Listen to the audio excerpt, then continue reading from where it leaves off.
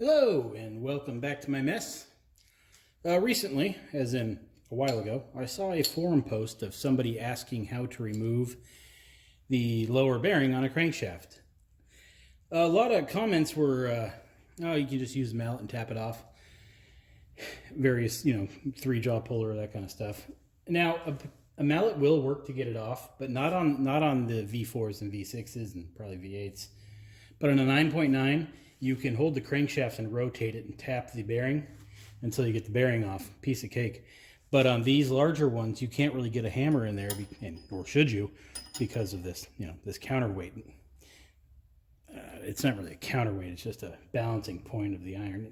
Who cares? Anyway, so I want to show you how to get that off. Now, some people say you need a bearing press and the fixture. So yeah, that would probably work. You put it over there, put it in press it out. I don't see why that wouldn't work, but this isn't the proper way to get that off. The proper way is to use the universal puller set, part number 378103. Yeah. The thing is, this is a new set because I recently destroyed my other puller, so I needed another one. This is the third set I've bought. They no longer come with the required parts / hardware in order to do this. Back in the, I think, late 70s to early 80s, you had a lot more hardware that came in these kits than you do today. Today it's pretty minimal. You do get 3 sets of washers and some screws for the flywheel and some longer screws to pull off the bearing carrier out of the lower unit. And that's about it. There was at one point a kit you could buy which had all the additional hardware to do all kinds of various things, mostly on electric shift lowers and electric shift timing, but that's long gone too. So basically you don't have the tools you need to do this. Having bought more than one puller set, I have an extra set of washers. So you need, get out of your fly. So you need 4 for this. I was, at one point, able to track down the proper screws. These are 316296. About 4 of them. Never actually used these yet. What these do,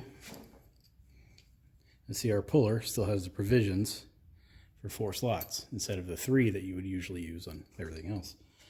So what these do, add in your nice thick heavy duty washers right onto the screws, and now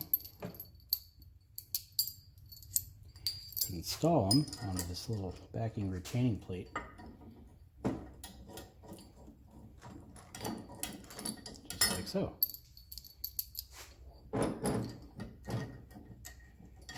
Well, back up. You do need to do a couple more things. So let me get the bolt.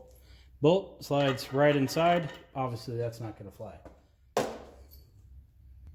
You also, this no longer comes in a box. Now they just throw it in there. But this old one came with a box. Part number comes with the kit anyway. 307645. It's called a centering guide. Goes right in there and gives you a nice solid place to push.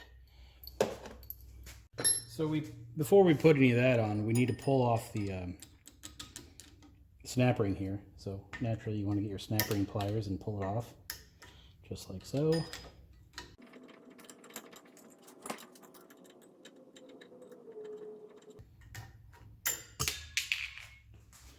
The reason I couldn't pry it off that easily is because I kept getting the screwdriver into the groove, but no big deal. Anyway, so the snap ring's off, means we can pull it off. We need to put the centering guide in first because we won't have the room once all these screws are installed to get it in there, which is kind of handy because it holds it in there for you. Got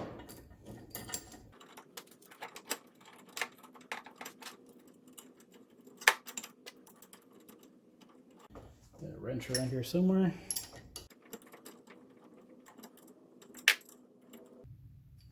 All right, now we will attach the bolt. Might be a little off here, actually. I think I am.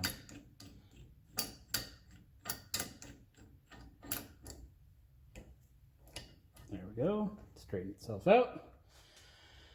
Usually I just hit it with the impact. not everybody has an impact, but you should. All right, leaky air line connected. Probably going the wrong way.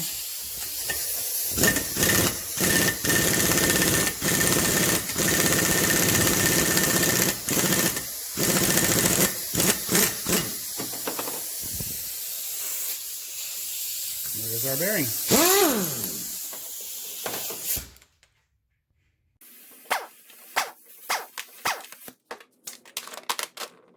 There it is. Nice, pretty bearing. And with that said, there was absolutely no reason I needed to do that. Just a demo video. I bought this power head off this guy, potentially to fit my 235. Get it home. Said it, oh, it's great compression.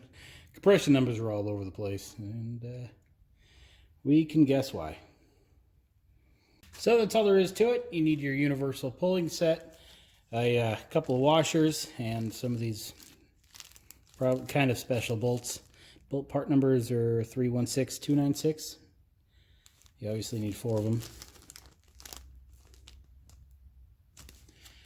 So yeah, you could probably just figure out the diameter and thread pitch of the screws that hold in the lower seal plate. Where'd that go? This thing. So you have 4 screws that go in there. You could probably pull those out, find out the thread pitch and diameter, and then just go order yourself some bolts. You see how long these are?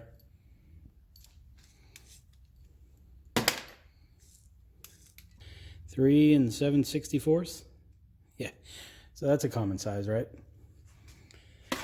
But you could probably go a little longer. 3 1/8, 3 1/2, even 3 1/4. I'd go 3 1/4, and try to find shoulder bolts, but whatever you can do. But I wouldn't go shorter. All right, everybody, I'm going to put this junk away, and I will see y'all next video.